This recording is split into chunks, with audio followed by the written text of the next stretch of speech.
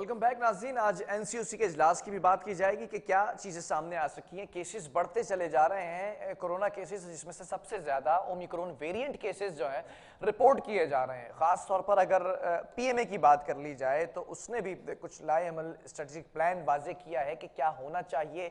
हम माजी में ये बाज़गश होती रही है कि लॉकडाउन लगेगा या स्मार्ट लॉकडाउन की तरफ जाएंगे, स्कूल्स बंद होंगे, शादी हाउस बंद होंगे या रेस्टोरेंट्स को फिर से कदगन लगाई जाएगी। इन तमाम चीज़ों के ऊपर आज एक सिनेरियो डेवलप किया गया है जिसको वाजे किया गया है कि क्या होने जा रहा है। इसी पर हम बात करेंगे। हेल्थ रिपोर्टर हमारे साथ मौजूद हैं शाहीन सिद्दीकी। शाहीन, जानना चाहूंगा कि आज के इजलास में किन बातों पर गौर किया गया और वाजे क्या रही बातें? जी बिल्कुल। आज एनसीयूसी के तहत जो है वो जो इजलास मुनक्किद किया गया था उसमें वजीर तालीम जो है असद उमर साहब भी मौजूद थे, जबकि पंजाब के वजीर तालीम भी मौजूद थे। लेकिन ताहाल यही फैसला किया गया है कि स्कूलों को बंद नहीं किया जाएगा, क्योंकि 2019 से जो है अभी तक बच्चों का काफी लॉस हो चुका है तालीम का। इसी हवाले से ये फैसला किया गया है कि तालीमी इदारे मुकम्मल तौर पर बंद नहीं किए जाएंगे। अभी मजीद 2 दिन के बाद एक और इजलास मुनक्किद किया जाएगा जिसमें ये फाइनल जो है वो फैसला किया जाएगा कि आया कि स्कूल बंद किए जाएं, कॉलेजेस बंद किए जाएं, यूनिवर्सिटी बंद की जाए या नहीं की जाए। लेकिन एक फैसला किया गया है आज स्कूलों के हवाले से कि 12 साल से जो कम उम्र बच्चे हैं उनकी हाजिरी जो है वो 50% की जाए। जैसे अगर 2 ग्रुप बनाए जाएंगे जिसमें 50% बच्चे एक दिन आएंगे और 50% बच्चे जो है वो दूसरे दिन आएंगे। ये एक वाज़ेह फैसला किया गया है क्योंकि 12 साल से कम उम्र बच्चों की जो है वो वैक्सीन नहीं हो सकती कोरोना के हवाले से। तो इसलिए ये फैसला किया गया है कि 50% जो वो हाजिरी 12 साल से कम उम्र बच्चों की 50% से कम हाजिरी होगी, जबकि 50% से जो जायद बच्चे हैं उनकी वैक्सीनेशन को फोकस किया गया है।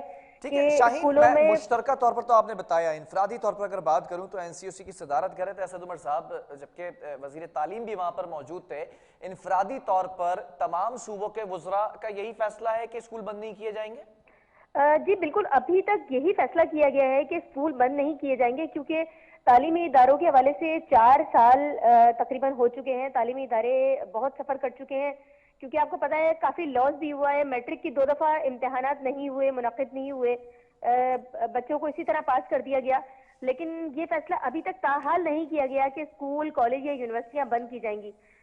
2 फैसले इसमें वाज़ेह तौर पर देखे गए हैं जिसमें 12 साल से कम उम्र बच्चों को ज्यादा फोकस किया गया। आज बार बार इसी का तस्करा किया गया है कि छोटे बच्चों को किस तरह बचाया जाए, क्योंकि कोरोना जो है, ये जो ओमिक्रॉन है खास तौर पे, ये आज हमारी डॉक्टर शाहिद रसूल से बात हुई थी, डायरेक्टर जेपीएमसी। उनका भी कहना ये था कि ये ओमिक्रॉन जो है वो बच्चों में भी हो सकता है।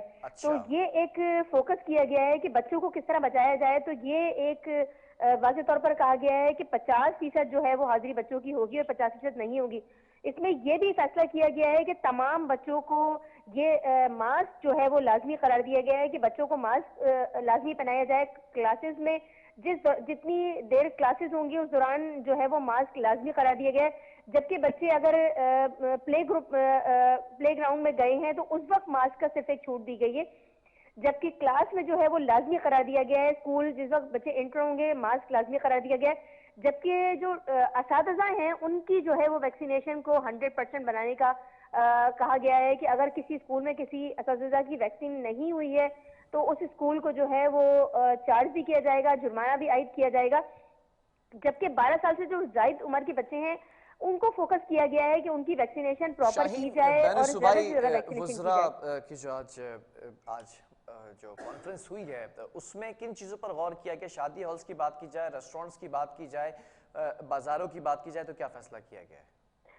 देखिए, शादी हॉल्स का जहाँ तक ताल्लुक है तो सिंध गवर्नमेंट ने शादी हॉल्स का तो आज वाज़ेह फैसला दिया है कि जल्द से जल्द, मतलब तकरीब जो है वो तकरीबन 2 घंटे की उन्होंने की है कि अगर 7 बजे हॉल अगर शादी शुरू हो रही है तो 9 बजे शादी हॉल्स बंद कर दिए जाएं। ये एक फैसला किया गया है मुश्तरका तौर पर। और ये भी फैसला किया गया है कि शादी हॉल्स में जो तकरीब में शरीक हो रहे हैं वो तमाम लोग मास्क लगाकर आएंगे। और वैक्सीनेशन कार्ड का भी ये कहा गया है कि डीसी खास तौर पे जो है इस शादी हॉल्स में फोकस करेगा और खास तौर पे एक टीमें बनाई जाएंगी जो शादी हॉल्स पे जाकर सर्च करेगी कि आया कि मास्क लगाया हुआ है ठीक है। या नहीं लगाया हुआ, एसओपी से अमल किया जा रहा है या शाहीन, नहीं किया जा लेकिन रहा है। ये तो हो गई सरकारी सतह पर बात। अगर पाकिस्तान मेडिकल एसोसिएशन की बात की जाए तो वो इसके बरक्स नजर आते हैं, उनके क्या मुतालबात हैं? देखिए, पीएमए की अगर हम बात करें तो पीएमए का कहना यही है कि जो है वो स्मार्ट लॉकडाउन की तरफ जाया जाए, मतलब मुकम्मल तौर पर लॉकडाउन नहीं किया जाए। पीएमए से भी हमारी बात हुई है, उनका भी कहना यही था, एक तो कि वैक्सीनेशन को फोकस किया जाए ज्यादा से ज्यादा, कि वैक्सीन लोगों की मुकम्मल हो। दूसरी बात उनका कहना ये भी था कि बूस्टर डोज पर जाया जाए, क्योंकि इम्यूनिटी सिस्टम जो है वो ज्यादा, अगर किसी को लगाए हुए वैक्सीन लगाए हुए 6 माह हो चुके हैं तो उसकी इम्यूनिटी इतनी ज्यादा काम नहीं करेगी। जबकि बूस्टर की अगर हम बात करें तो बूस्टर जो है वो 80 से 90% जो है वो आपको मुदाफियत देती है इस वायरस के खिलाफ, क्योंकि ये वायरल इन्फेक्शन है। तो इतनी देर पर जो है वो वैक्सीन जो है वो काम नहीं करती।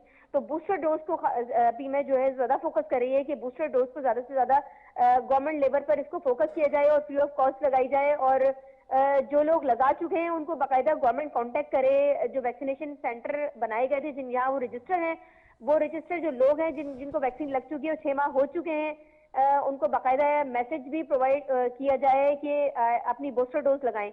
तो ये पीएमए की तरफ से मौक़िफ़ तैयार किया गया है। और खास तौर पे पीएमए का ये भी कहना है कि जो वैक्सीनेटर हैं उनका खास तौर पे उनकी तनख्वाहों का, ये सारी चीजों का ख्याल रखा जाए कि उनको वक्त पे तनख्वाह दी जाए, क्योंकि वैक्सीनेटर। जब ये जिक्र किया पीएमए ने, और कराची की बात की जाए, मुल्बर की बात की जाए, तो एक सबसे बड़ा वैक्सीनेशन सेंटर कराची में एक्सपो सेंटर में बनाया गया, उसका क़याम किया गया, उसमें मुतादिद अफराद काम करते नजर आए, फिर उनको महीनों से तनख्वाहें नहीं मिली थी। जो इशू आज रिजॉल्व किया गया है, क्या अपडेट है? इस तमाम जो वर्कर्स थे उनको तनख्वाहें अदा कर दी गई हैं? जी बिलाल, अगर हम बात करें वैक्सीनेटर सेंटर जो पाकिस्तान का सबसे बड़ा वैक्सीनेटर सेंटर है सिविक सेंटर में कायम, उसकी अगर हम बात करें तो तकरीबन 17 दिन कबल जो है इन्होंने एहतजाज किया था, जिससे सेक्रेटरी सेहत खुद वहाँ सिविक सेंटर आए थे और उन्होंने बराबर करवाया था। और दूसरे दिन उन्होंने नोटिफिकेशन भी जारी किया था कि फौरी तौर पे जो 3 माह की तनख्वाहें रुकी हुई है वैक्सीनेटर की, वो फौरी तौर पे जारी किए जाएं। लेकिन जो ये हमारी सेक्रेटरी हेल्थ से भी बात हुई, डायरेक्टर हेल्थ कराची अकरम सुल्तान साहब से भी हमारी बात हुई, उनका कहना ये था कि ये महकमा सेहत के जो कुछ अफसरान हैं उनकी जानिब से ये जो है वो गफलत बरती गई है, उनके खिलाफ तादीली कार्रवाई भी की जाएगी कि अब तक जो है वो इनको तनख्वाहें जारी क्यों नहीं की गई, जबकि फौरी तौर पर तनख्वाहें जारी करने का नोटिफिकेशन भी जारी किया था सेक्रेटरी सेहत ने। तो आया कि अभी तक क्यों उनको तनख्वाहें जारी नहीं की गई। दूसरी तरफ केसेस बढ़ रहे हैं और वैक्सीनेटर सेंटर साहब पता काम 24 घंटे काम कर रहा है, तो उनकी तनख्वाहें क्यों रोकी गई हैं। आज नोटिस लिया सेक्रेटरी सेहत ने और फौरी तौर पर जो है डायरेक्टर हेल्थ को वहां भेजा गया और एहतजाज खत्म किया। और सेक्रेटरी सेहत का कहना यह भी था कि जिन्होंने गफलत बरती है उनके खिलाफ सख्त कार्रवाई की जाएगी। ठीक है, इस हवाले से शाहीन, थोड़ा सा मैं केसेस के ऊपर भी बात करना चाहूंगा। कोविड केसेस की शरह में इजाफा देखा गया, खासतौर पर शहर कराची के अंदर सबसे ज्यादा केसेस रिपोर्ट किए गए ओमिक्रॉन के केसेस। क्या स्टैटिस्टिक्स बताते हैं अभी कितने केसेस रिपोर्ट हो सके हैं? देखिए बिलाल, अगर हम बात करें ओमिक्रॉन के हवाले से तो जाहिर सी बात है जब सब तमाम जितने जो टेस्ट हो रहे हैं उनका ज़ायबते जेनेटिक सीक्वेंस जो है वो तमाम केसेस का नहीं किया जा रहा। उसकी वजह यह है कि इतनी बड़ी तादाद में ये फैसिलिटी मौजूद नहीं है, क्योंकि ये टेस्ट बहुत ज्यादा महंगा टेस्ट है। अगर हम बात करें अगर प्राइवेटली ये टेस्ट करवाए जाए तो 14 से 15,000 रुपए के टेस्ट है। तो इतनी बड़ी तादाद में ज़ायबते आज जो टेस्ट किए गए हैं पूरे मुल्क में 4,340 टेस्ट किए गए हैं, तो इतनी बड़ी तादाद में जेनेटिक टेस्ट करना ये मुमकिन नहीं है। लेकिन वजीर सेहत जरा पेचो का यही कहना था कि जो ज्यादातर केसेस आ रहे हैं वो ओमिक्रॉन के हैं। लेकिन सबसे बड़ी बात यह है कि आज हमारी डॉक्टर शाहिद रसूल से भी बात हुई, उनका कहना यह था कि इसमें कॉम्प्लिकेशन नहीं है बहुत ज्यादा। अगर हम देखें जितनी तेजी से ये केसेस बढ़ रहे हैं, लेकिन आईसीयू अभी भी मतलब ये है कि उनका कहना यह था कि पिछले 2-3 माह में 2 से 3 केसेस थे आईसीयू में, लेकिन अभी पिछले हफ्ते जो है वो तकरीबन 18 से 20 केसेस हो गए हैं एक हफ्ते के अंदर।